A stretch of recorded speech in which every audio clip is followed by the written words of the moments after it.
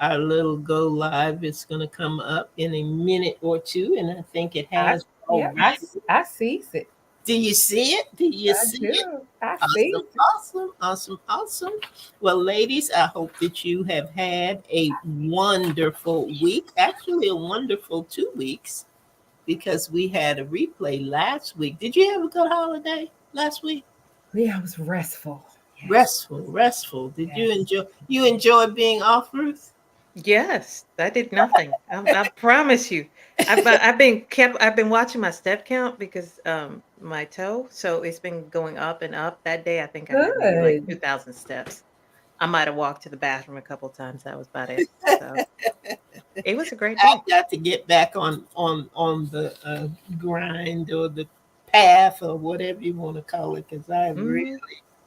really slowed down with my activity. I'll put it that way with my activity. But we're going to talk a little bit about that in weekend review when we come in. Victoria, I got you down to go first. Okay. And then I'll come in. Ruth, you will come in after me. And then we'll go back to Victoria, who does our bio read, and she'll tell us all about our guest tonight. And I'm excited about her. And just seeing her for a few minutes, I know this is going to be a good chance to chat. She's got a wonderful book, and it's going to be good. It's just going to be good. At least that's what I'm feeling. Well, they say that's what I'm feeling in my shanana. Well, Okay. All let's right. make that happen then. How about that? That it is going to be good, good, good. So I think we got our lineup straight. I think we've got everything that we need to have. You guys good? Because I'm ready to go. Good. Yes. To go. I'm Let's get started. Okay. all ready. All right, everybody. Well, Alan, Time you to roll that beautiful bean flick. Whoa.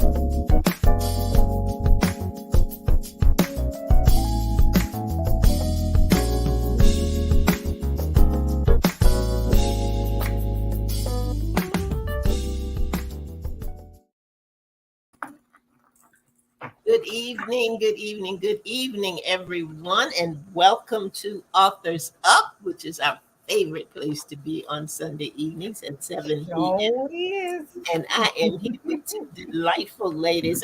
I think I feel like I'm in the wrong place. I don't usually end up in this corner of the screen. No, no, I don't know what happened. I don't know how it picks it, but I this don't is where know either, but Oh, oh, here we go. Thank you. surprise.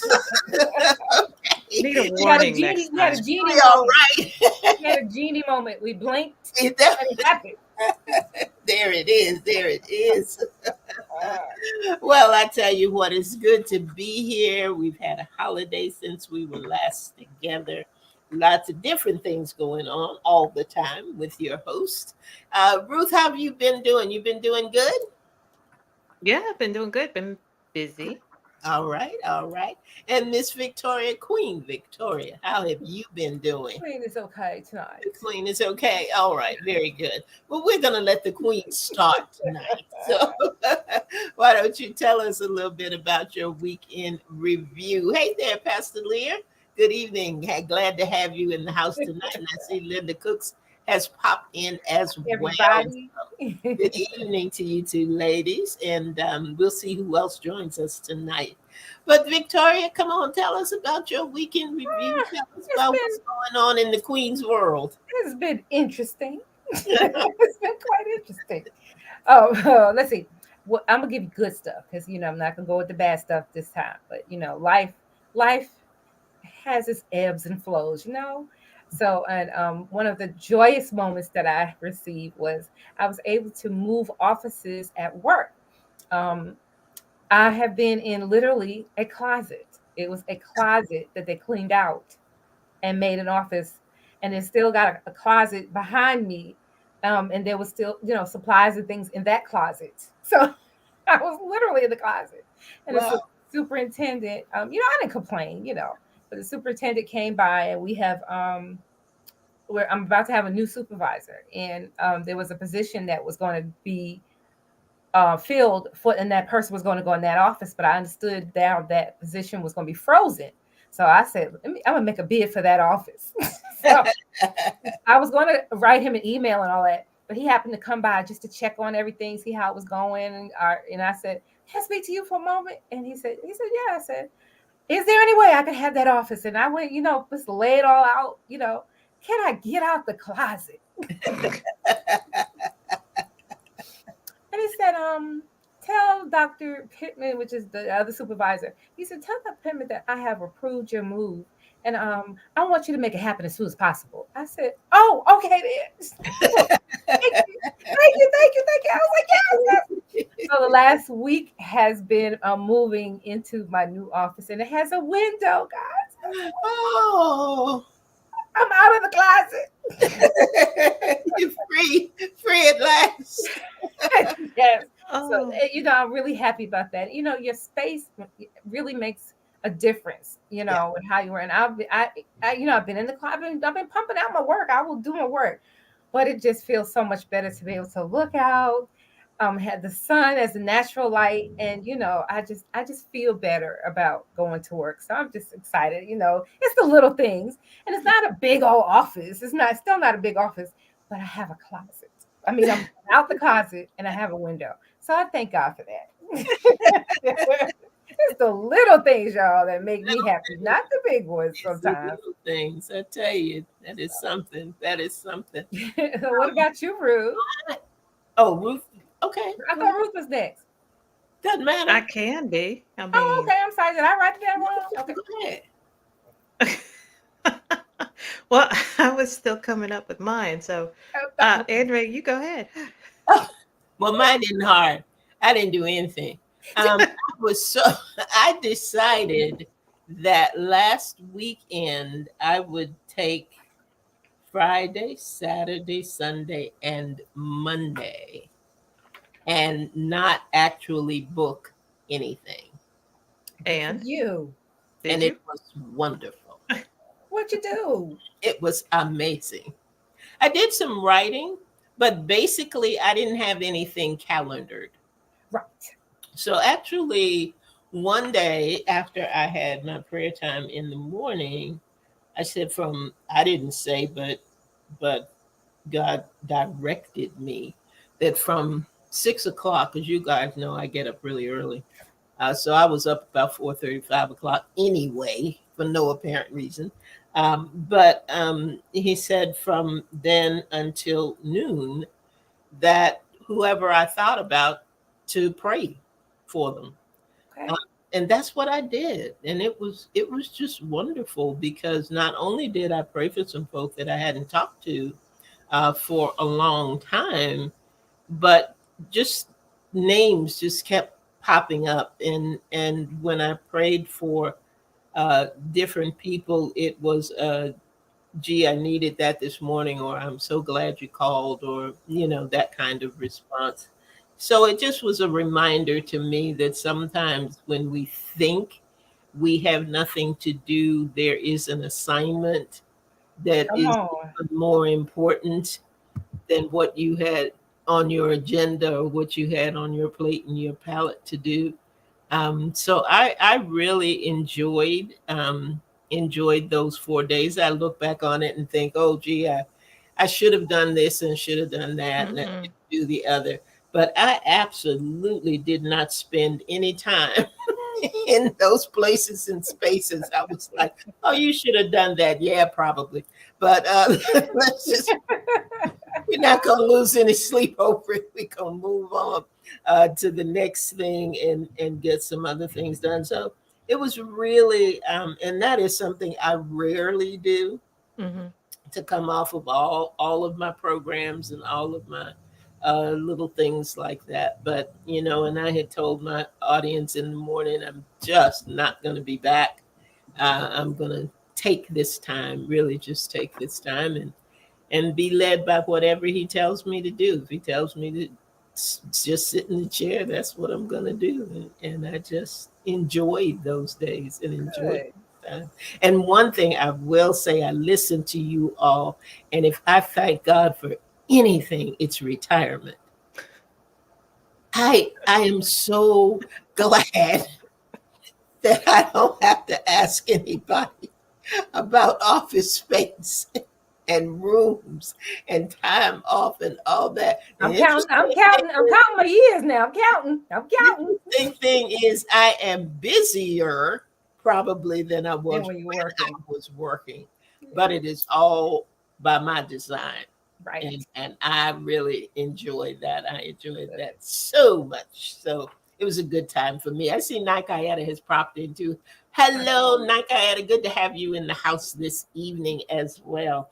So that was it for my weekend review. How about you, Ruth? I know you got it together now. You had Uh-huh. space, right? Okay. So I am not in the closet at work, although my workspace lacks, uh, yeah, it just lacks. We'll just leave it at that. So, Are you in a um, cubicle? You in a cubicle? I am in a Okay. cubicle. It has Okay. a door, but of course, Oh, when you're doing, 3 or 4 hours of training, you go find the nearest office yeah. that is unoccupied that you can sit in for 3 hours and do that training. So Yeah. Yeah. that was a majority of my week was spent in training. It was really good training. It was about learning how to facilitate trainings. So Okay. it was really good. You don't think about the stuff that you don't know until now you know it, which is how it usually goes, but it was pretty good.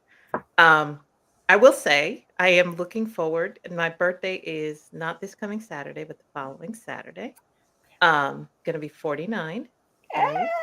Hey. So you guys know I have a new little sister. She just turned Yes. 3. She has an older sister by mom who Okay. shares the same birthday as me. So Oh, Cool. I'm gonna we're gonna I'm not gonna be able to spend it with them, but I'm gonna I get another sister to spoil. So let's put it that way. She's gonna be how about that? 6 now. Yeah. Oh, So How sweet. I'm excited about that. So I'm Yeah. looking forward to that. Yeah. I remember your 40th birthday celebration. What? Was it the 40? Yeah, it Yeah, was. it was. When Maurice Oh, did your little surprise thing. yeah. I was Wow. there. Wasn't I there? I I think think I was so. there. Yeah, yes, because you're the one who brought me. Oh yeah, I did. Yeah. Oh, I forget. I did. Look, I forgot too. So Look at yeah. that. Well, Yeah, tell 9 me you have years to do ago. one for your 50th. You got to do one for your 50th. Y- What in the world? Time is just going by, y'all. I Yeah. love y'all. Oh my gosh. Yes, We better get on with this bio here. yes, yes, yes. Tell us about our guest, Victoria, before we go down a rabbit hole. Right. Too late I'm for already that. down it, so bring me up. Bring me Yeah, up. no, yeah. We'll have to pull them up. All right. Let me tell you about who we're going to talk with tonight. I'm excited about this one. Ethlyn Sawyer is a West African writer, editor, and business owner. As the founder of Speak, Write, Play, Ethlyn provides English language services ranging from editing and proofreading for authors and small business owners to English as a second language instruction for domestic and international clients to K through 8 English language arts tutoring. Her book, Defiant Redefining Singleness at 30 Plus, invites single women to defy stigmas surrounding their relationship status. There we go. Now, after a short break, we'll be back with Ethlyn to discuss her powerful book. We'll be right back.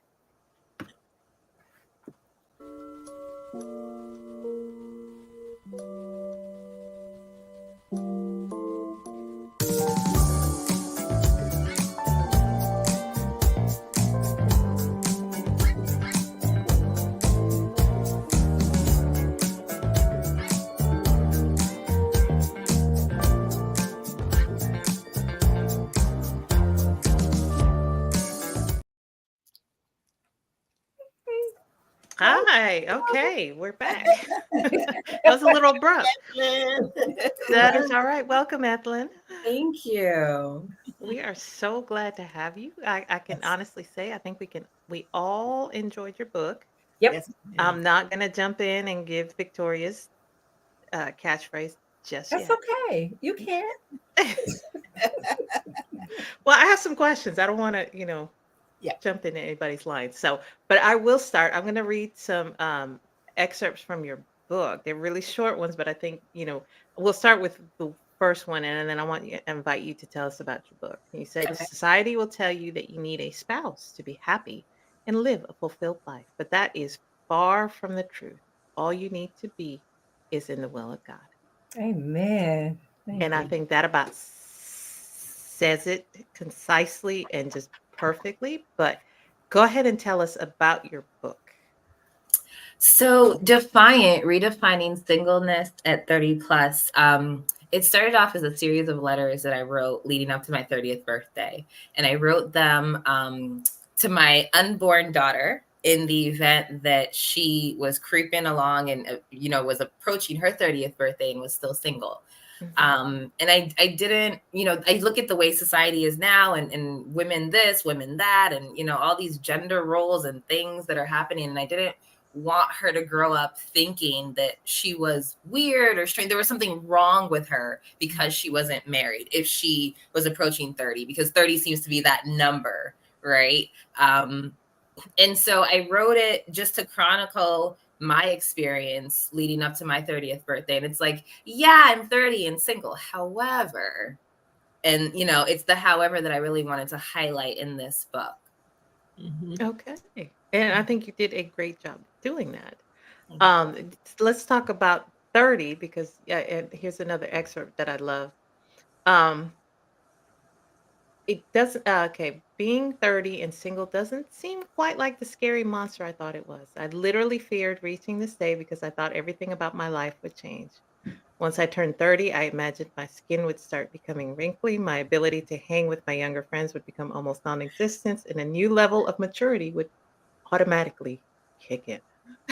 So I had to laugh when I read that because I thought, you know, obviously I'm gonna be 49. We're a little older than 30 here. So I do remember that number just being the magic number, and you just don't know what to expect after that.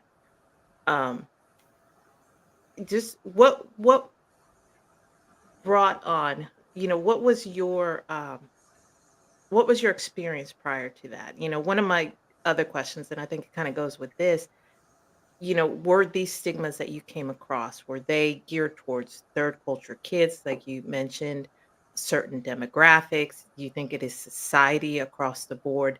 Where is this mentality coming from?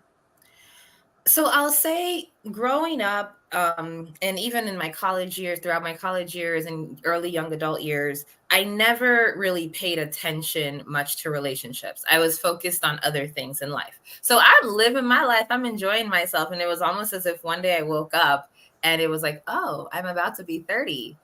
I don't have a ring. I don't have a man, like I have all these other things, but this is the one thing that I desired, that I really wanted. And so my parents didn't pressure me. They weren't, making any overt comments, but the comments were starting to come.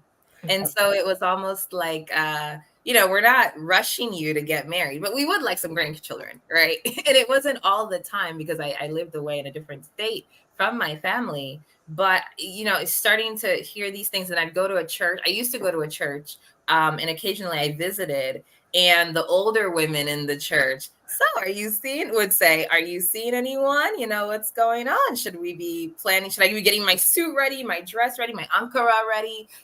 Those sorts of comments were starting to be made vocally. And so I think it was just a combination of a lot of different things that made me really stop and think, oh, it's coming, and I'm not where the world says I should be. Yeah. Mm-hmm. All right. Well, I think you did a great job capturing all of that. I will say, culturally speaking, my I'm Latina and I was raised to become a housewife, raised Wow. a mother. So it was never a question. We're all, me and my sisters, the older ones, we're married, um, have kids, and we got started young. And there was a point in your book where you talked about, the benefits of being single. Could you talk to that? I was able to do so many things. I didn't have to worry. At one point, I picked up and I just moved across country. It because I had the ability to. There was nothing really hindering me or preventing me. And my father was really concerned because I'd never been that far away from him Mhm. before. He would have to get on a plane to come see me. But I wouldn't have been able to do that if I was attached, if I had a husband, if I had Mhm. children. I could have done it. Perhaps we could have made it work, but there were so many other factors I would have had to consider. And so I loved the freedom. I love still the freedom that I have in being a single woman, in being able to come and go as I please, in being Yeah. able to learn a new skill. And I wouldn't trade that. I really value that because I bring so much to the table now. It's a little bit daunting, I think, for some men. But it's okay. If you can't handle it, it's okay. I've gotten to that point. I love that. I love that. Say that again. You bring what? You bring what? I bring so much to the table. Yeah. Oh, so at what point then did you decide, okay, this needs to be a book? I didn't. It was never meant to be consumed by the public. Okay. But I was praying. It was a series of prayers that I prayed and moments with God where I thought about the younger girls, the girls I babysat when I was younger, the ones who were still part of my life, who were growing up. They're now teenagers. They're becoming young women. One of them, oh my goodness, she's in college now, and I can't believe it. I'm like, how? How are you in college? But I thought about them. I don't have my daughter. I don't have a child. But at that point, I said, I'm gonna release this for girls like them who are now young women who they're different. They were raised in a certain kind of culture. They were raised in a certain kind of home. And they look around and they may not see women like them who have the same beliefs or who are living a certain kind of lifestyle. And I released it for them. Hmm. Mhm. Yeah. Did you, how was your writing process, taking it from the letters to the book? It was challenging. I used some readers, and they were the ones who there was one particular reader. She was the one who suggested that I switch up the format because originally it was dear so and so, and it was very much in a letter format, and it didn't really seem like it was palatable to many people. And so through the readers, the feedback I got from them, that's how I transformed it into what you see now. Okay.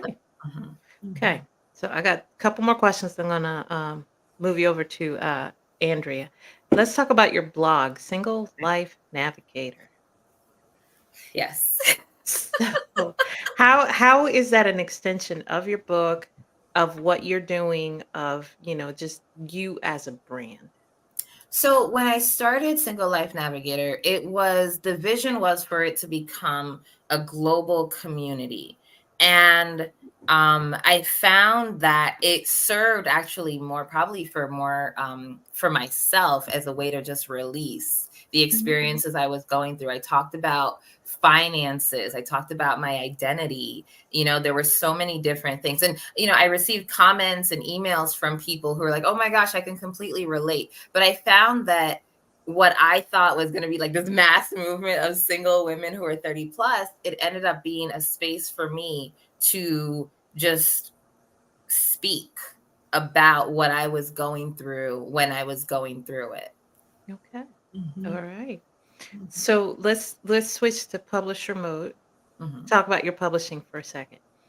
Your book is available on your website Yes. only. Now, what made you make that decision? Well, so I actually went through Ingram Spark. So they act as the distributor. So it is on Amazon and it's through it's on other places. But my website is where I chose not to go through the KDP route. Okay. And that was because I wanted to have more control over the process. I wanted to experience, it was my first published book, right? So I wanted to have that experience of, getting the orders, fulfilling the orders, things like that. Now, in hindsight, my next books will be probably through Amazon or through, someone who will do a company that will do the fulfillment. But for the first one, I wanted to really have control of that. Okay. All right. Well, I think you've done a great job, and I'm gonna toss you over to Andrea. Well, she has tossed you over to me. I enjoyed the book as well, and I particularly enjoyed it because of the plus at the end of 30. Yes. Because I have long past that. If I see 30 again, it'll have a 1 in front of it. It's been a minute for me. But here's what intrigued me about it. That there isn't a lot that has changed, unfortunately, about the issue of marriage being the ultimate goal. There are people now, if I'm sitting in a church service and the pastor says, you may be, over 50, but it's not over for you yet. You can still love again. You can do that. And I sit there and think, if one more person taps me on my shoulder, it's going to be a healing service. That's what's going to happen, because I am okay with who I am.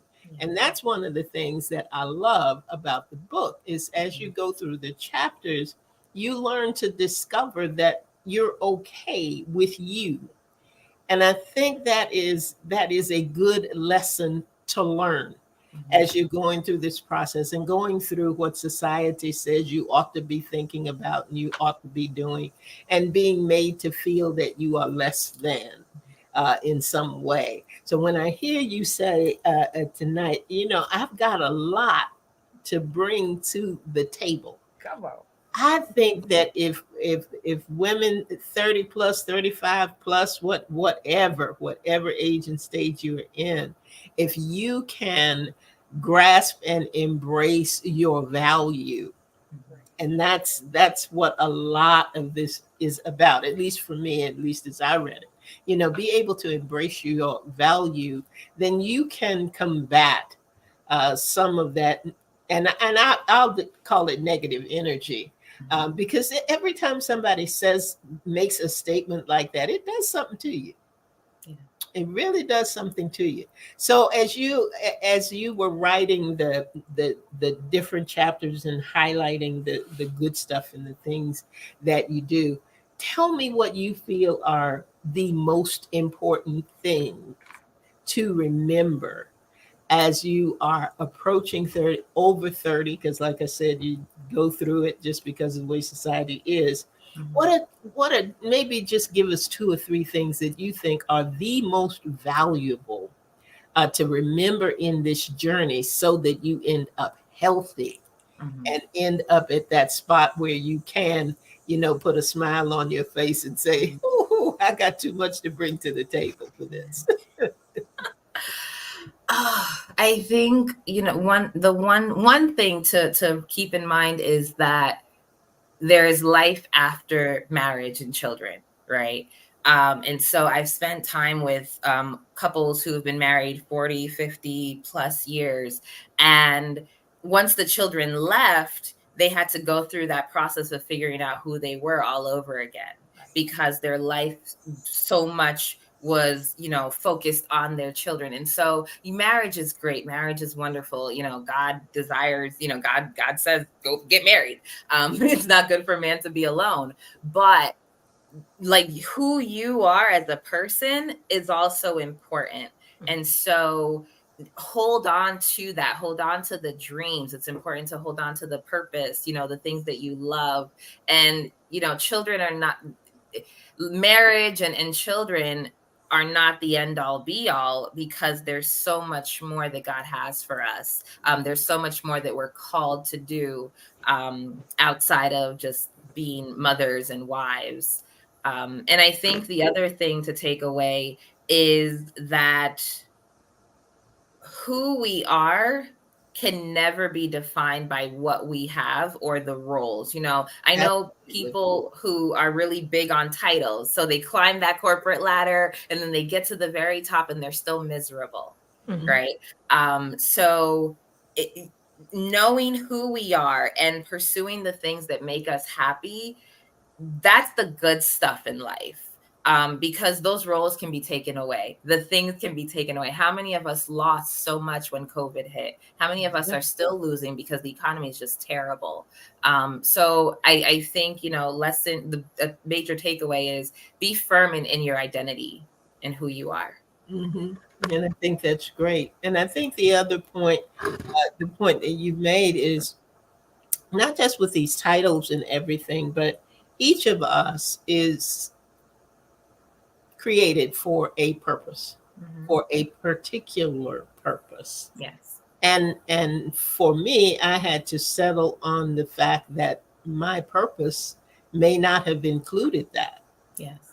You know, and people will use the word the way that they choose to use the word sometime, you know. You need to be married. Well, I don't desire to be. Well, it's not good for man to be alone. You know, and I'm like, ooh, go sit down. Leave me alone. You're getting scary. You know? So I think the things that you have in your book and the journey that you took in deciding. One of the great things about being single is options. And you have utilized your options, you know, to do some amazing things. And one of those things had to do with travel and going different places. And you said something that was just foreign and scary to me. And that was go somewhere where you don't know the language and you don't know just go blind. I had trouble going from one state to another. Come on. And not knowing anybody, you know, the thing of not knowing anybody, but to go and not know the culture or the language or anything like that. Just tell us a little bit about that experience and what that meant to you. So it was hard. It was so hard. And I think the saving grace was I had taken baby steps prior to that, where I had gone to different places where I rented a room in someone's house, or, you know, got a roommate, shared an apartment with a complete stranger. But it was challenging, but I found that it was in those moments where I was in situations and environments where I didn't know anyone, I didn't have friends or family nearby, that I really got to see what I was made of. And so you can literally stick me in any kind of place right now and I can function, you know, within maybe a couple of weeks, I can have friends. You know, I can learn and I can acclimate and be like a chameleon, you know, kind of making my way around. But it's scary in the beginning, but I think you really get to learn who you are and what you're capable of when you are in surroundings that are completely unfamiliar. Those are two valuable lessons. Thank you. I appreciate that, Ethelyn. And I appreciate the book. At any age or stage, it is worthwhile to see the things that you have pointed out as pluses and those things that have been challenges, and do it in such a real way. So I really do appreciate it and appreciate you and the read and everything you brought to it. So Victoria. Yes.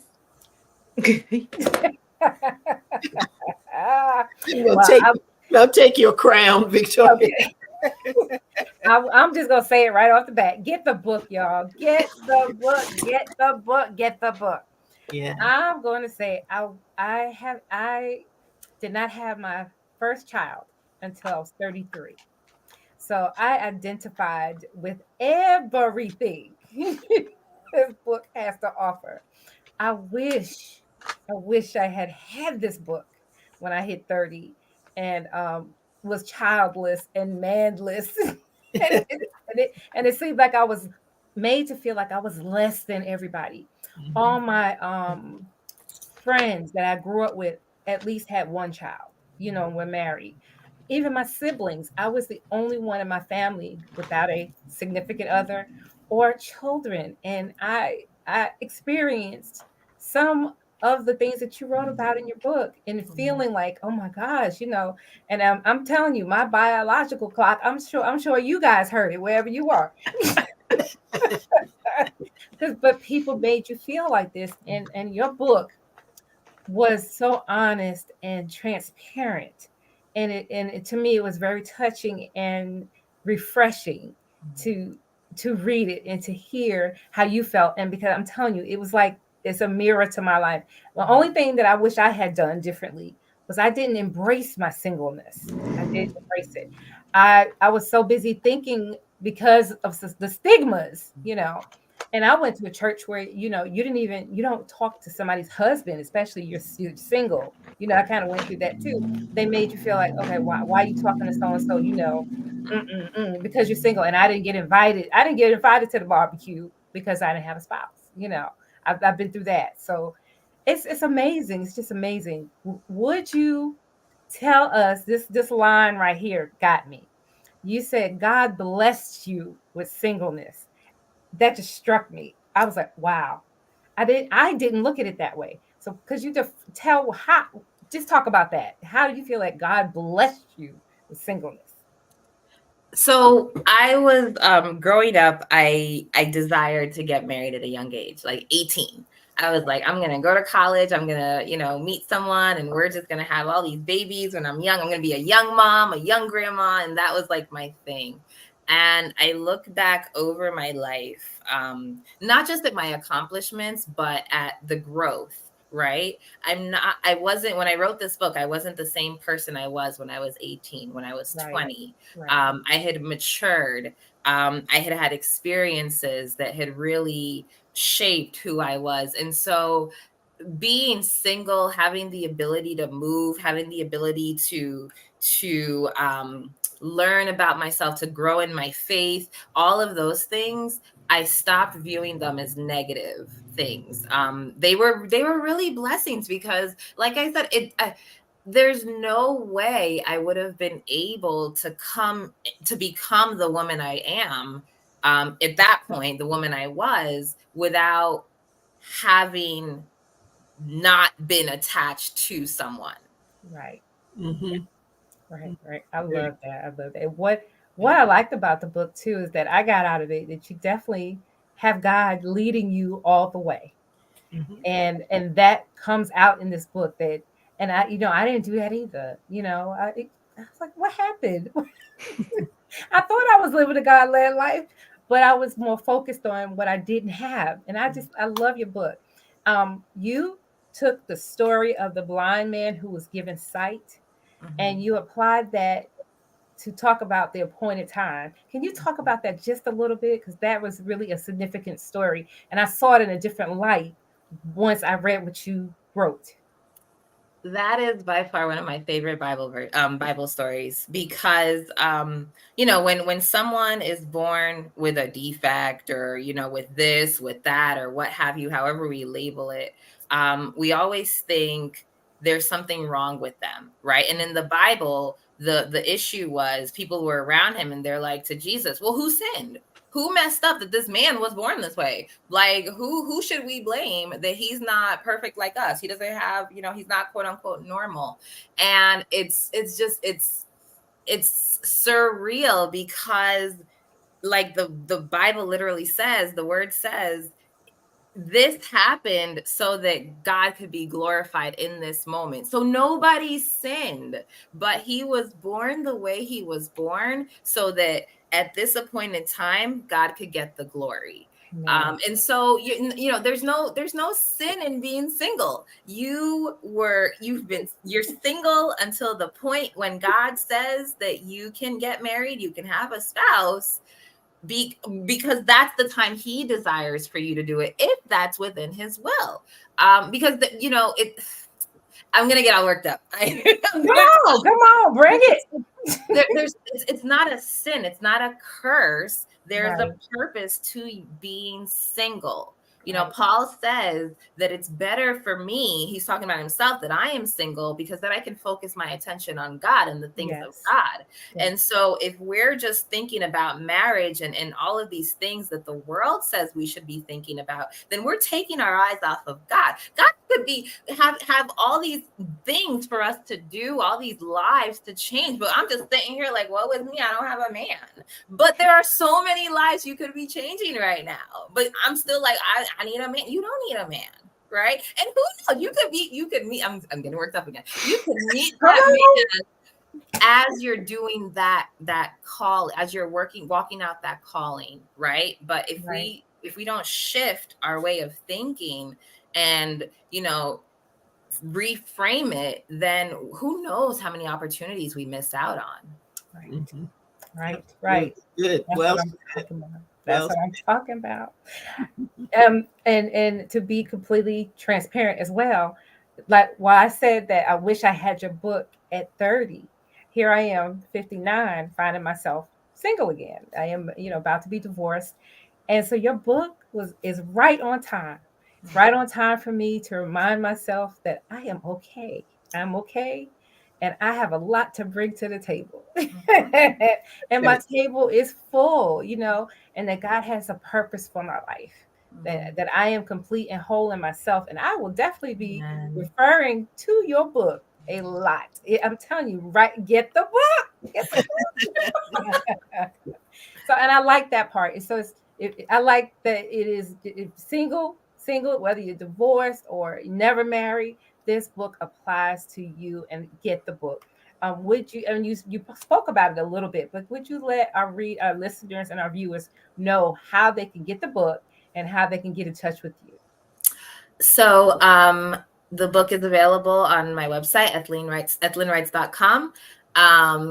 It is also available on Amazon, so you can find it there.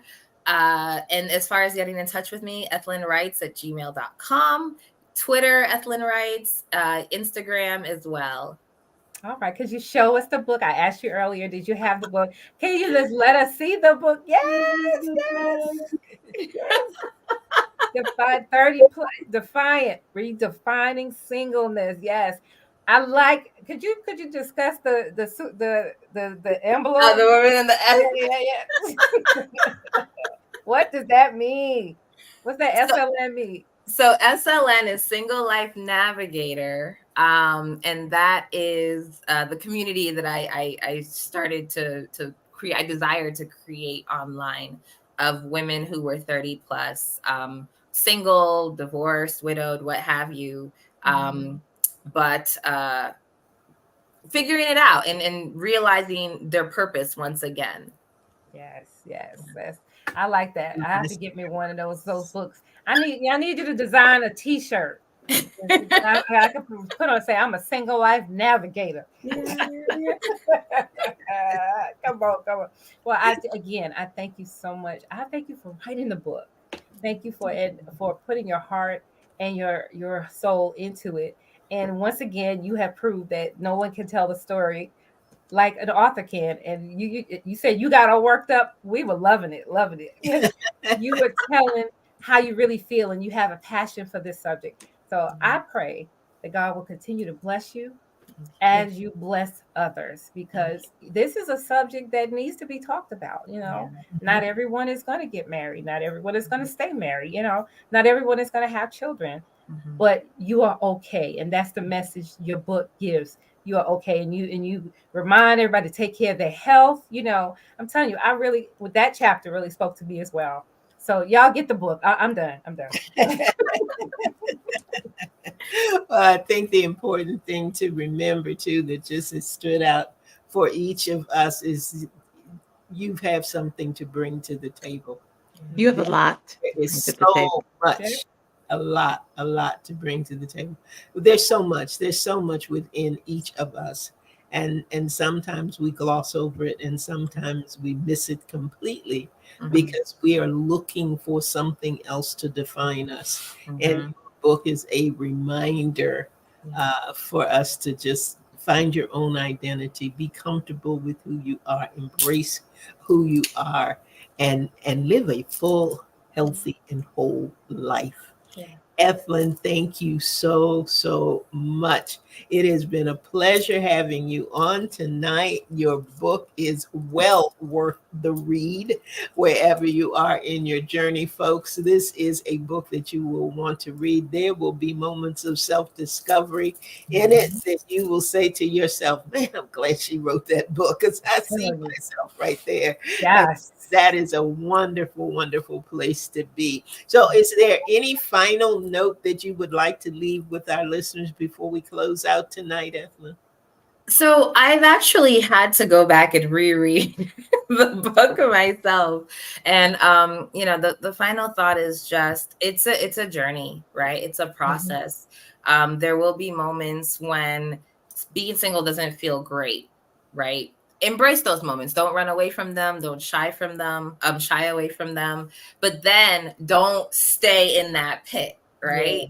Yes. I talk about Friday night, like these feelings of being alone on Friday night and things like that. But, let it happen, grieve or, what have you, but then remind yourself of who you are and who God says you are. And I think that it's not just pick it up and read one time. I think there are moments when we just have to remind ourselves that there's more to life than marriage and children, especially if we desire those things simply because we're told we're supposed to desire them. Right. Awesome.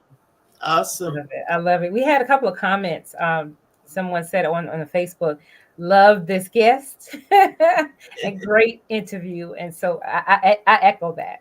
You're absolutely lovely. And your book, get the book, y'all. Get the book. And Ruth, do you have a final comment? I know you wrap everything up in such a neat package every week. So I do. Ethlyn, thank you so much for joining us tonight.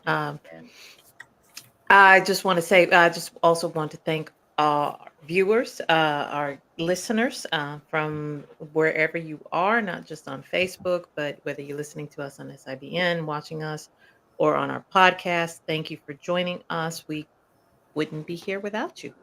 But if you want to join us, if you have any comments, any questions, please email us at authorsup@gmail.com. Please follow us on social media. You can find us on Instagram, YouTube, Facebook. Just search for Authors Up Show.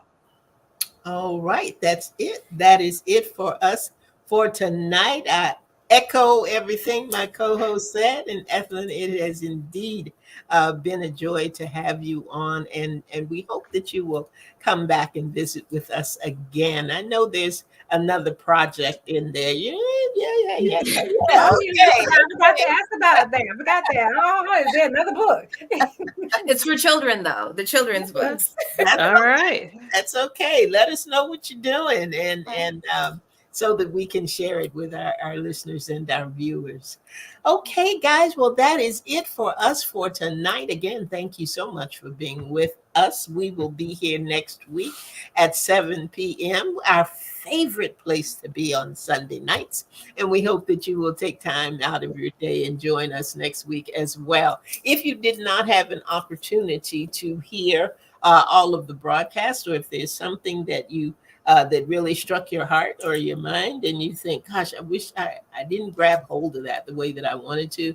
There's a replay of this broadcast that will air on Saturday evening at 7 p.m. So if you need to go back, or you've got a 30 plus friend who is single and who is going through some of the things that we mentioned, you think, gosh, this would be a great book for them to share and things that they would hear, please invite them to come along as well. And that is it for us for tonight. Have an absolutely amazing week, everybody. And come back here. Join us next week at 7 p.m. for another episode of Authors Up. Good night, everybody. Night, Bronson. Good night, ladies. Good night.